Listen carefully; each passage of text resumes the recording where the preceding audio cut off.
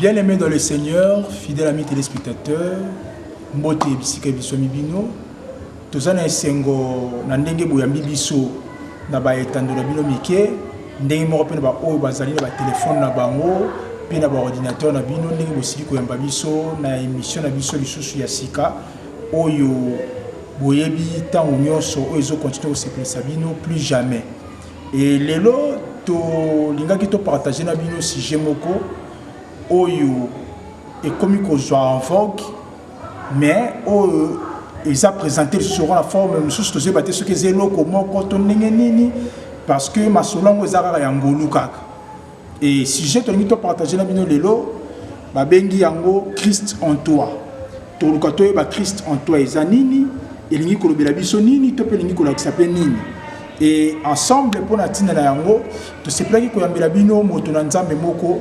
Oyo toko partager na ye aromeka ko fungola biso mwa muke Christ en toi ezali nini yango sans plus tarder tozo yambela bino ye na kombo ya Pasteur Cliff maître sepela mingi ye moko ayeba na ko se présenter en long et en large par rapport à ba casquette na nyonso. OK, merci.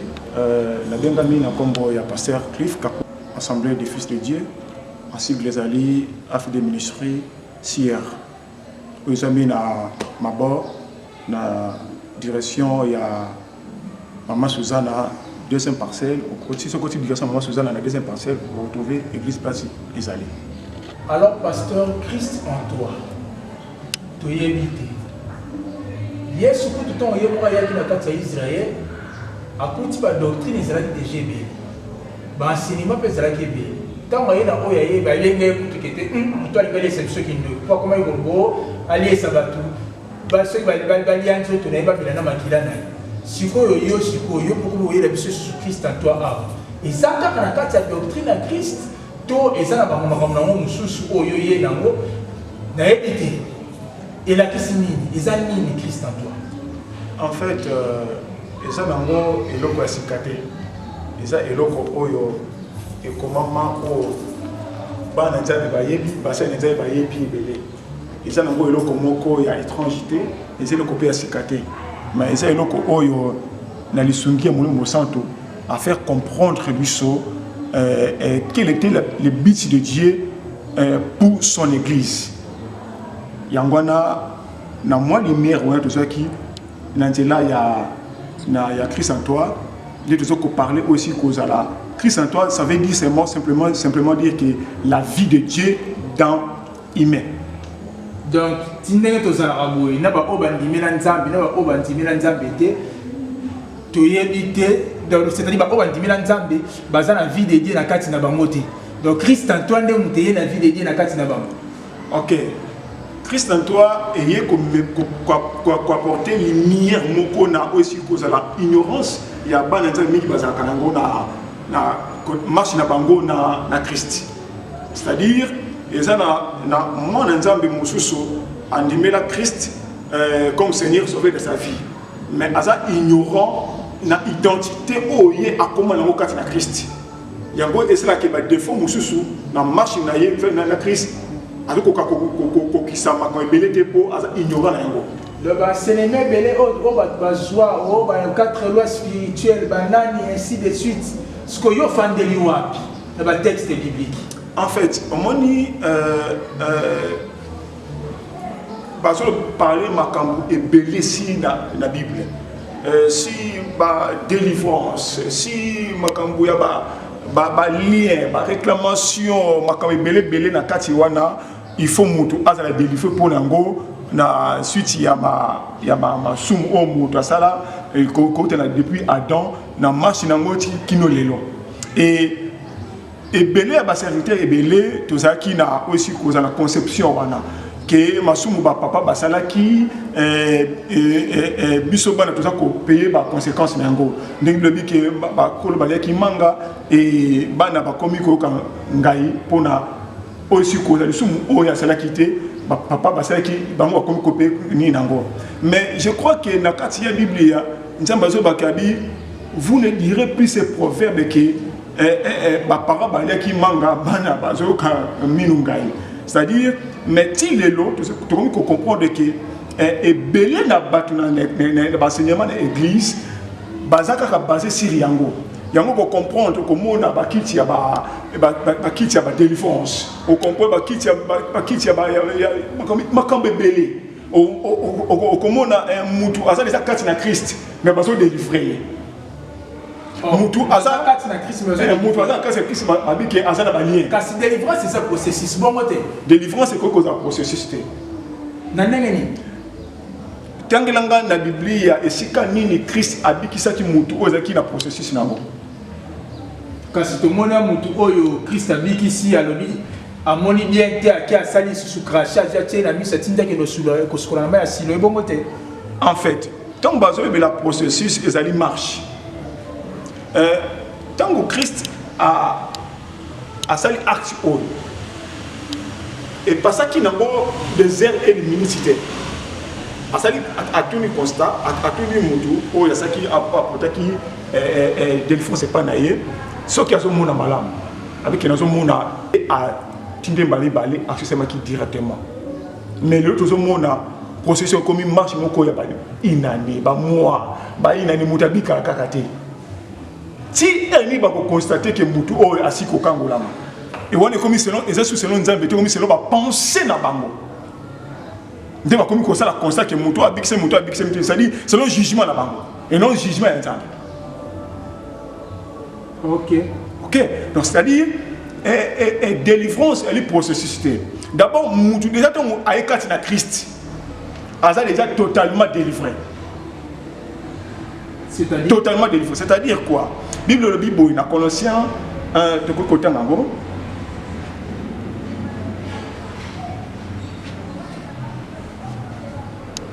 na livre ya Colossiens 1 verset 12 à 13 Bible le Bible.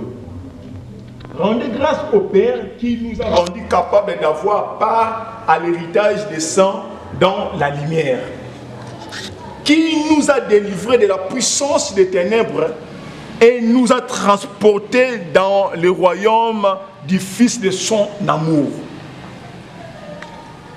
Tant que mutu a yambi Yesu Masia. D'abord, on teba mutu azo koma mwana nzambe lolenge nini. Mutu akomaka mwana nzambe na kopesa bomoi na ye pa ya nzambe te. Mutu azokoma mwana nzambe na ko recevoir vie ya nzambe kati na bomoi na ye. Menga na ye ke pe to yoka mo mingi ke mutu pesa bomoi na ye pa nzambe mais yo siko na ko recevoir lisusu na ndenge ni lisusu. Mutu moko ka mutu apesa bomoi ne pona batizaka a Christ Jésus. Yenda pesa bomoi ne pona mokili mobimba. Mutu moko ta ko pesa bomoi ne pa ina nzambe. Bible esuni yango bien. Tu ko tanga ngo. Tu ko tanga. OK. Tu aussi Jean.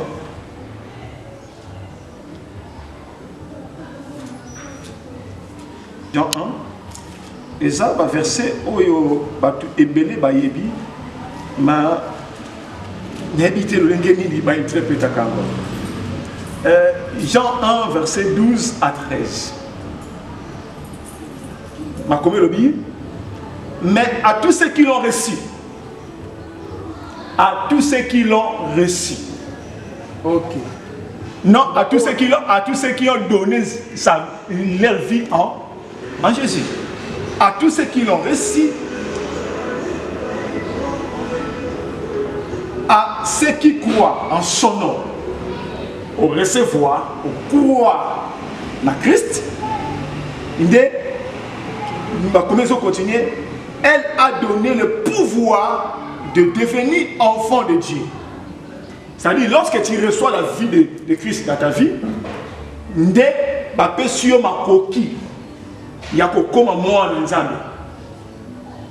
c'est-à-dire,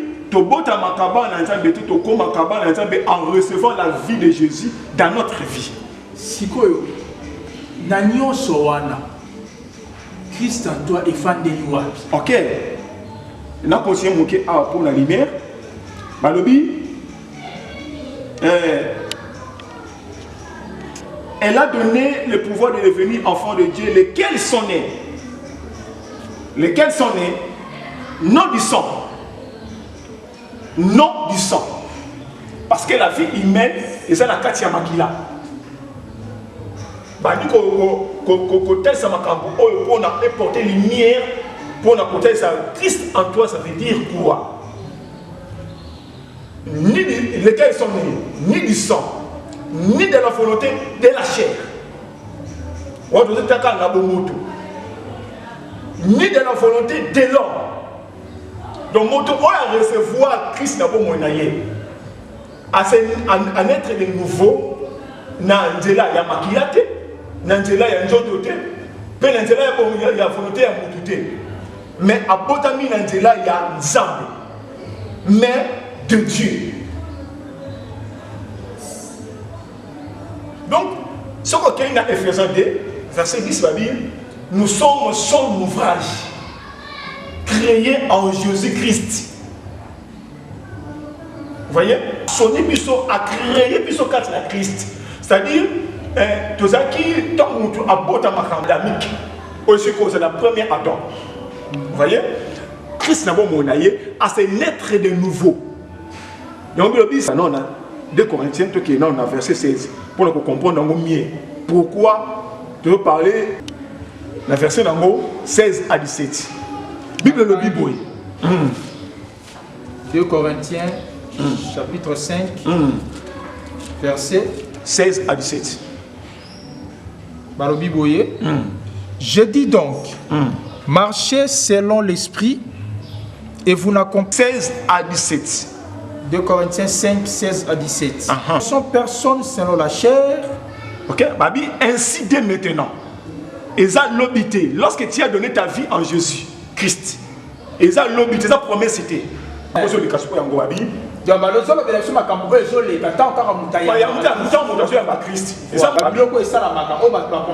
Si, si.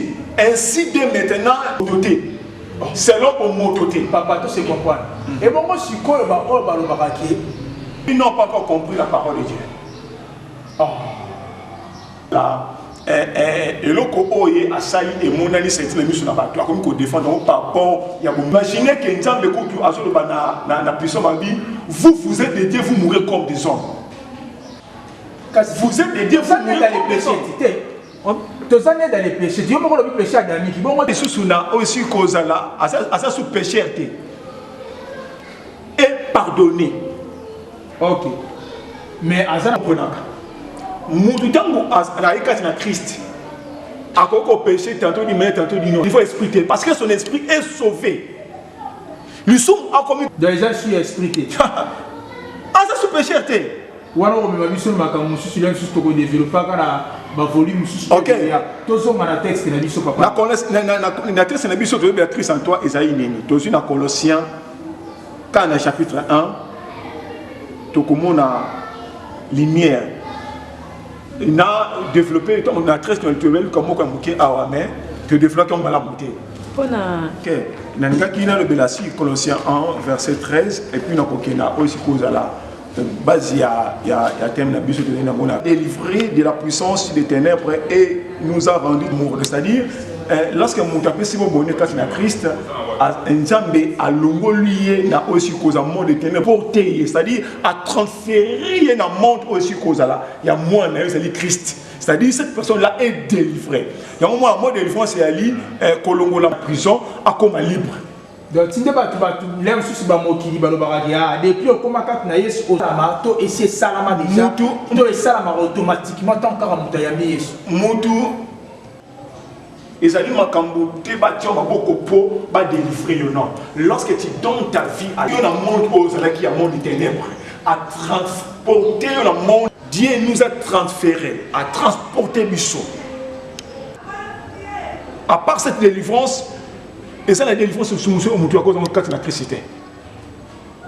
Oh, n'est-ce pas? Nous sommes délivrés dans la Bible. Bazaki katina été.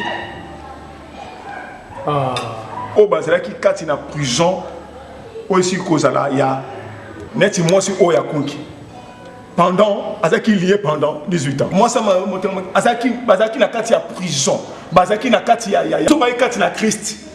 Oko délivrer ndeni parce que il dit que si toutes choses sont devenues nouvelles, les choses anciennes, tout est passé. Ce qui montre, si quelqu'un, si tu as les filles. C'est quoi, pasteur? Il y a un autre Luka. Batu mingi baye biango, tu le bela kango pe mingi. 1 verset nango 26 à 27. Milobi, les mais révélé maintenant à ce sang de ces mystères parmi les païens. Savoir, mystère on Nzambe a bombela depuis création à Mokili. Ba prophète, ba sa ba ya ebele.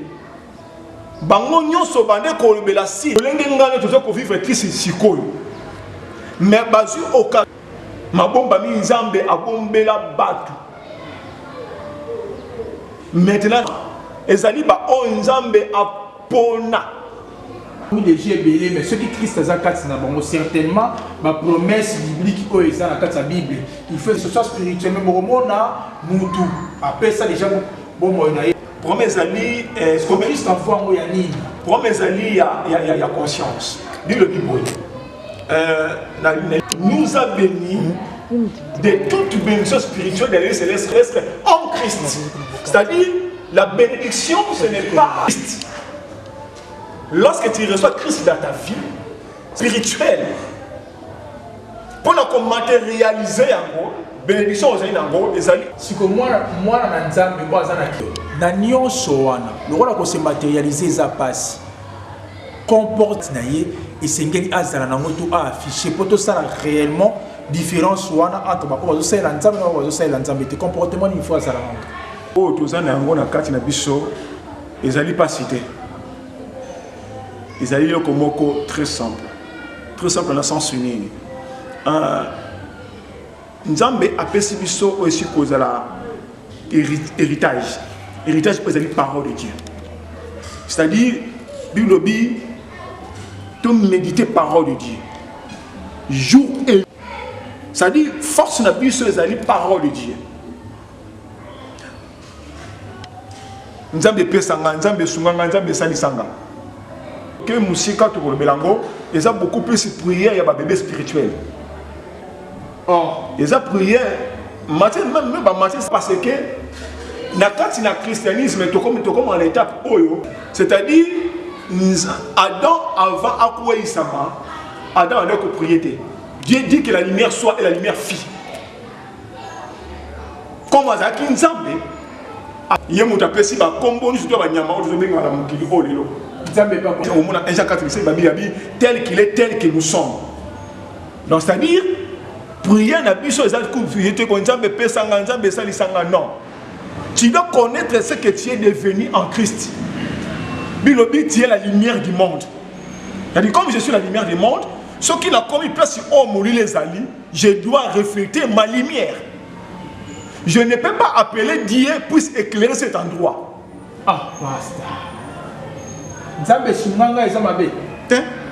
Spectateur, en tout cas, passe na motema. Je crois que biloko malamu et umelagate lelo tosuki awa.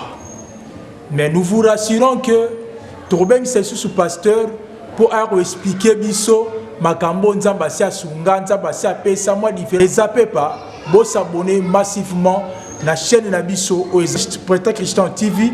En tout cas, pour recevoir ma volume union sur autre passé nango na pasteur. Pasteur, un mot de la fin.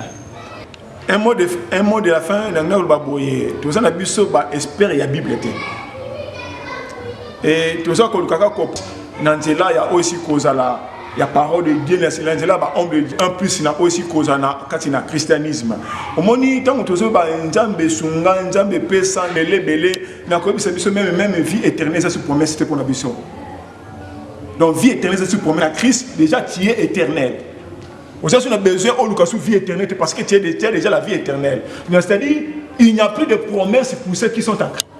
Makambe belé to ko ba koloba sur ça na lisungi ya moli o mosanto des peuples de Dieu à comprendre. Vraiment, na et na bandi bol babisote to kozala kaka wana pour de la part du Seigneur pour donner la nourriture pour que les enfants de Dieu puissent être éclairés de ça. Que Dieu vous bénisse et on se revoit à la prochaine. Voilà, biso toza wana pour nous servir bino to so esali musala oyo en particulier tozomona réalisateur na biso principal oeza Touch Malambwele na moni assistante na biso oeza na niveau ya réalisation oeza Jocelyne Mounou pe nazo saluer vivement au fourreau au moulin oeza Vache Kombala. Que Dieu vous bénisse, vos appétés, vos allez vraiment à continuité nyonso ya Christ Antoine et tout le monde repartage mon pasteur Cliff. Que Dieu vous bénisse, à la prochaine. Tu es a minha benção, tu és a minha